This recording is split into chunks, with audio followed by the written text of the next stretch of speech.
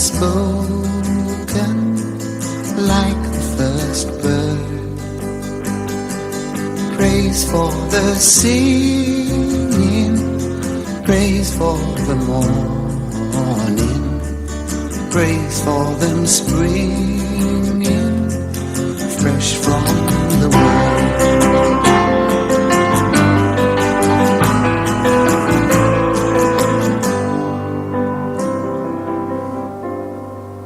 Sweet the rain's new fall, sunlit from heaven, like the first dew fall on the first grass. Praise for the sweetness of the red garden, sprung in completeness where his feet had.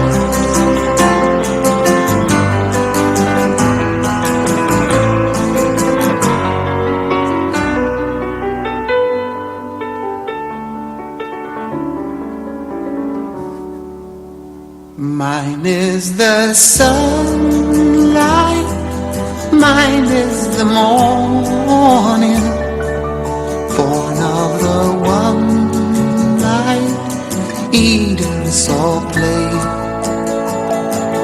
Praise with elation, praise every morning, God's recreation of the new day.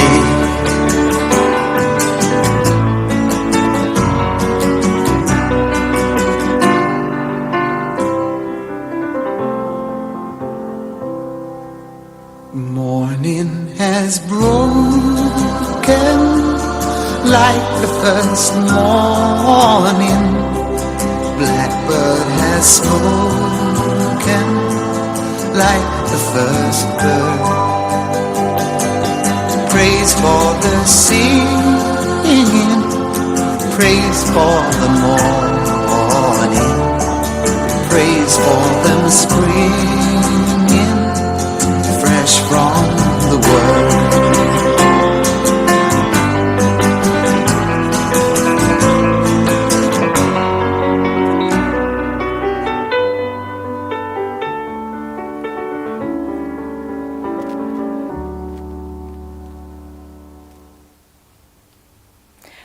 Good morning, my name is Kate Tyler Webber, and my role here today is to celebrate the life and pay tribute to the late Phyllis Turpin. And on behalf of Claire, Paul and the family, I would like to welcome you each here today to the Mackay Family Chapel and to say a big heartfelt thank you for your presence. The family would also like to acknowledge those who aren't able to be here today but are joining us online. Thank you for your time and online presence. Phyllis was born on the 28th of January in 1942 in England to Violet and George Jones. She was one of three girls, Barbara, who is sadly deceased, and Edna. Claire and family are so grateful that Edna was able to come out to Australia to spend time with her sister. Phyllis married John Richard Turpin on the 26th of October 1963. They were a great team and enjoyed a long, happy marriage. They went on to have Claire together. Phyllis was mother-in-law to Paul, who she affectionately called her favourite son-in-law, and nanny to Sam and Kate. Phyllis was a nurse after leaving school and did this until Claire was born. She was a kind, patient and caring nurse, and she applied all these wonderful things to being a mother to Claire. Phyllis was an amazing cook and liked experimenting in trying new dishes in the kitchen. She also had a great love for all things craft, from pottery, knitting, embroidery, and making candles. But the one thing she really excelled in was cake decorating. She created wedding cakes draped in fondant icing and made amazing flowers. You couldn't tell the difference between the real thing. They were a real work of art. She also had a green thumb and was an avid gardener and a vegetable grower. There really wasn't anything she couldn't turn her hand to. The final phase of Phyllis's life was spent far from home, but thankfully in a place where the staff made her feel more at home than anyone could have wished for. Phyllis's family would like to extend warm thank you to all the Beth Shan who have helped a part in keeping her mum safe and cared for when she was at her most vulnerable. But above all, Phyllis was an amazing mum, wife, sister, and nanny. Edna will remember her for being a partner in crime when they were little. Claire will always remember her for being a calm, reliable, consistent, and always being there for her. Sam and Kate will remember her forever for her kindness. Can I ask Sam and Kate to come now?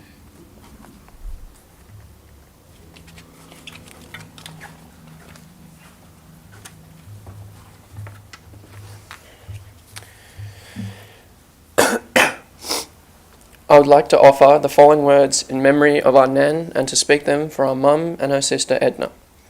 Nanny was kind, gentle, and above all, a wonderful Nan. Our time with her was cut so short when 10 years ago she was diagnosed with dementia.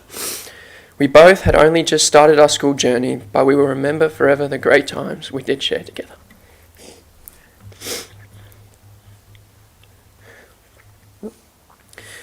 Your cuddles and hair stroke.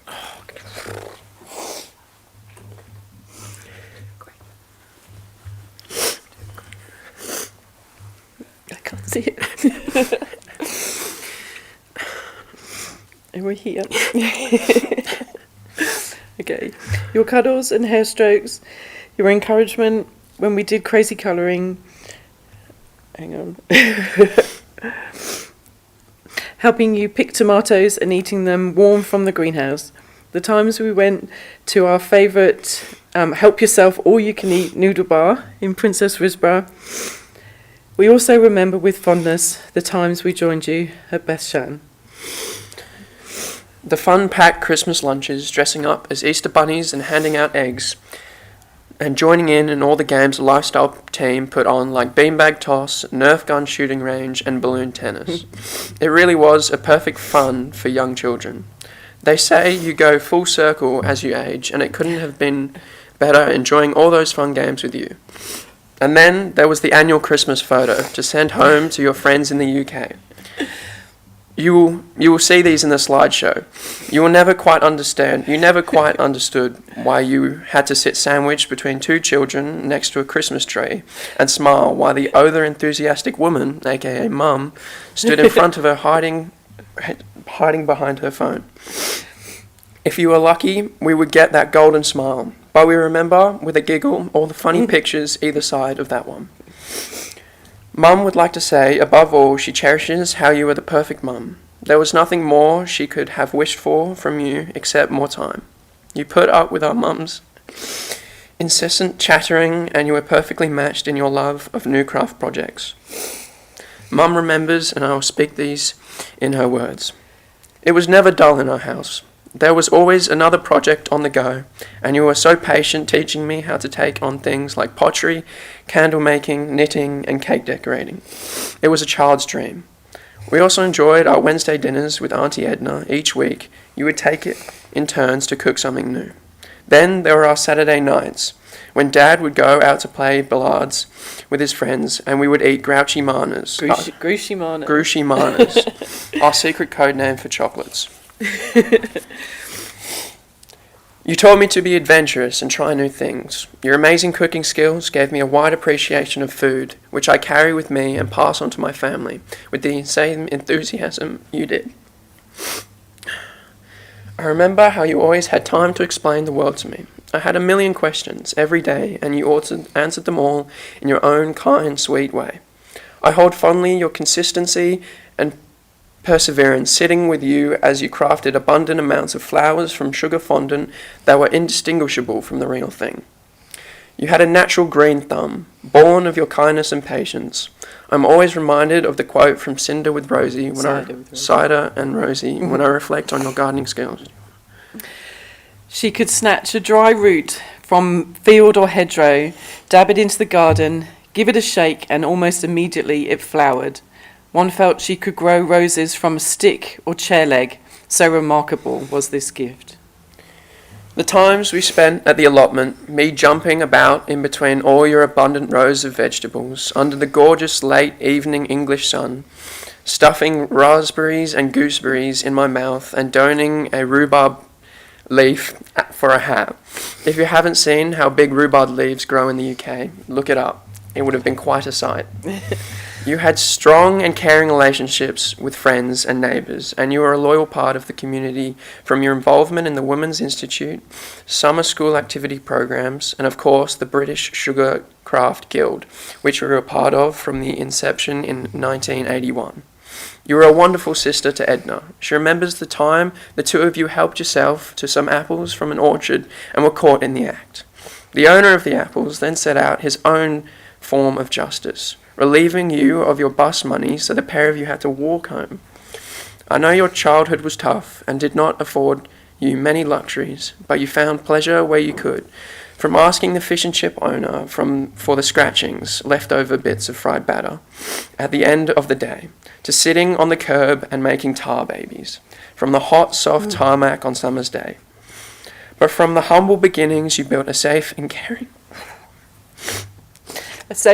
home where Dad and I felt safe and loved. Above all, I value you always being there, calm, consistent and patient. Thank you for being such an incredible role model and for loving me unconditionally. I hope that I have made you proud. If they ever need to build the perfect mum, they could model it on you.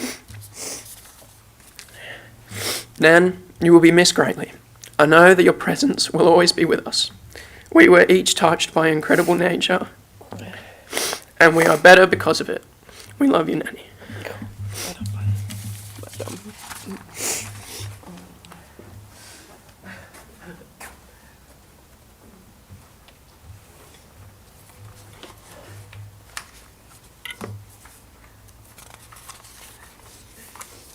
Claire, did you want to come back or? What's that? No, that's so soon. Soon, this first. Yeah. Is that okay? You want to? Okay. We're just going to mix things around a little bit. We're now going to pause the service.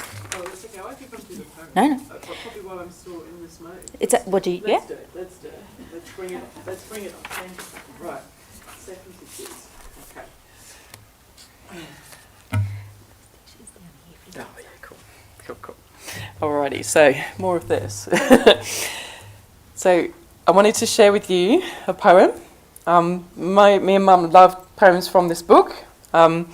We would read them to each other. They're kind of cute and funny.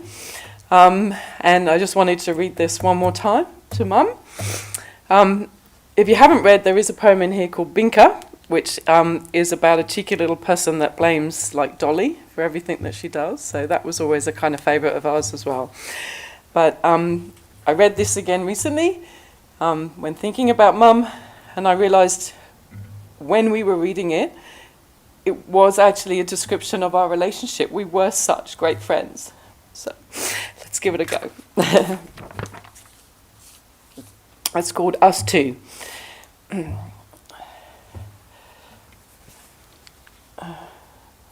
able to focus on it. Hang on. Wherever I am, there's always Pooh. There's always Pooh and me. Whatever I do, he wants to do. Where are you going today? Says Pooh. Well, that's very odd, 'cause I was too.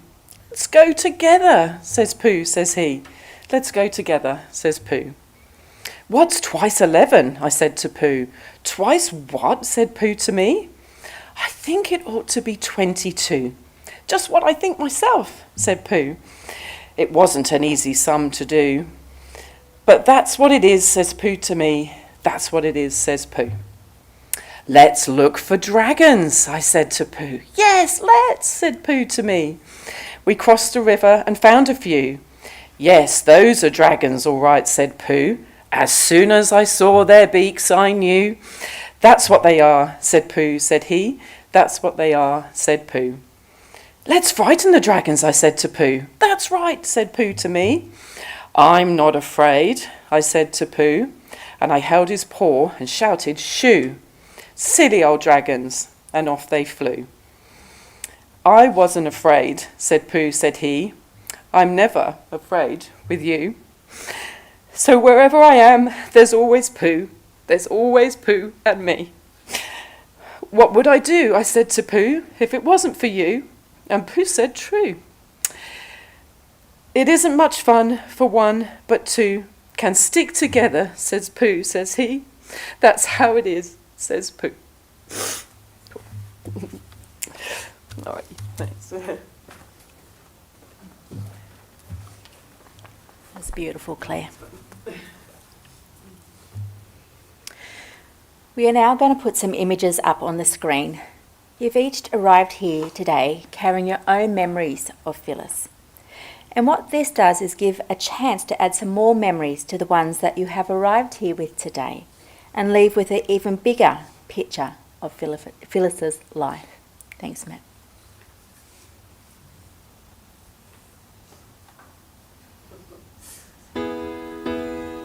When I was young, I'd listen to the radio, waiting for my favorite songs.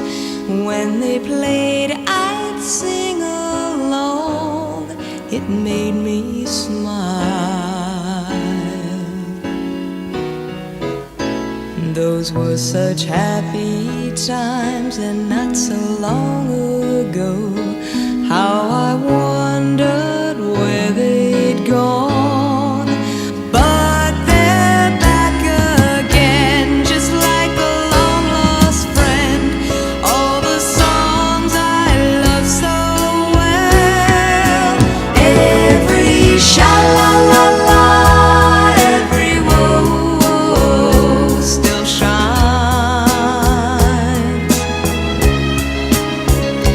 Every shing-a-ling-a-ling that they're starting to sing so fine.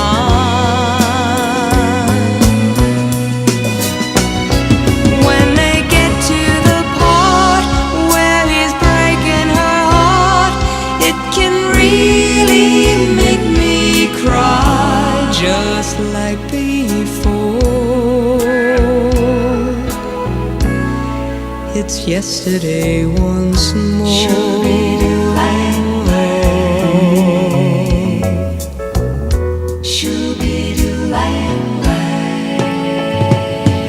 Looking back on how it was in years gone by, and the good times that I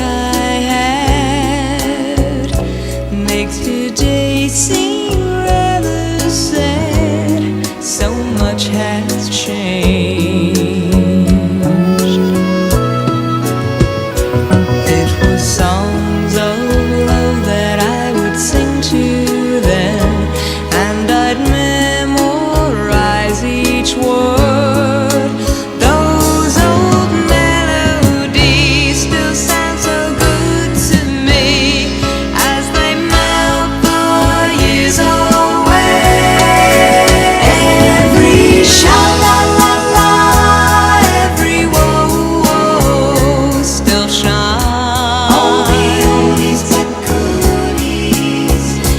Every shing-a-ling-a-ling that they're starting to sing so fine.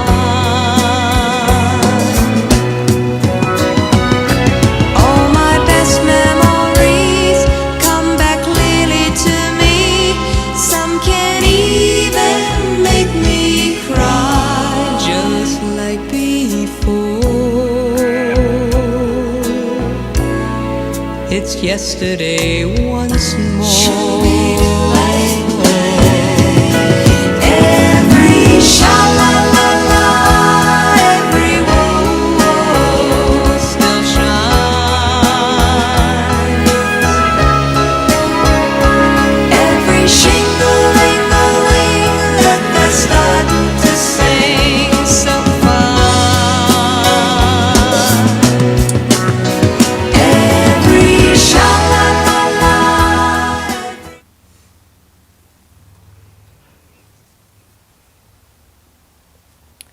Beautiful memories there.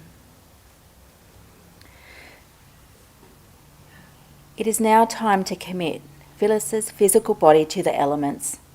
But before we do so, however, let us be thankful and grateful for her life, remembering the impact that Phyllis's life has had on yours. You will each remember Phyllis's life by the memories she leaves behind. Those of us who feel deeply will grieve deeply. We came into this world and we leave with nothing. However, the memories we leave behind with our family and friends is what is important in life.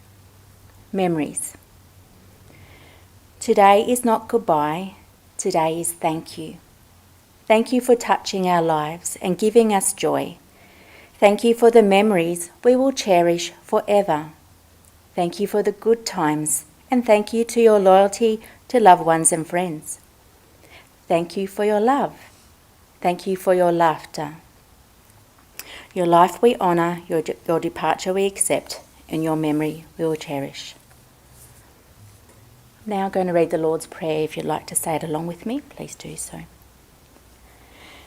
Our Father, who art in heaven, hallowed be thy name. Thy kingdom come, thy will be done, on earth as it is in heaven. Give us this day our daily bread, and forgive us our trespasses, as we forgive those who trespass against us. Lead us not into temptation, but deliver us from evil. For thine is the kingdom, the power, and the glory, for ever and ever. Amen. Today we have come together to say farewell to Phyllis. We will remember the happy memories of her life, and we are grateful that she has lived. We are grateful that we have seen her voice, seen her face, felt the touch of her hand, and shared her love and friendship. On behalf of the family, thank you once again for your presence here today. The family would like to say a huge thank you for the love and friendship that you have shown Phyllis over her lifetime. Claire and Paul look forward to having lunch with you all today. This is a very special part of the day. You've each arrived here with memories, and you can share these memories over lunch today. This is what will keep Phyllis living on in your thoughts, in your heart, and in your memories. We are now going to put one final piece of music on. Thanks, Matt.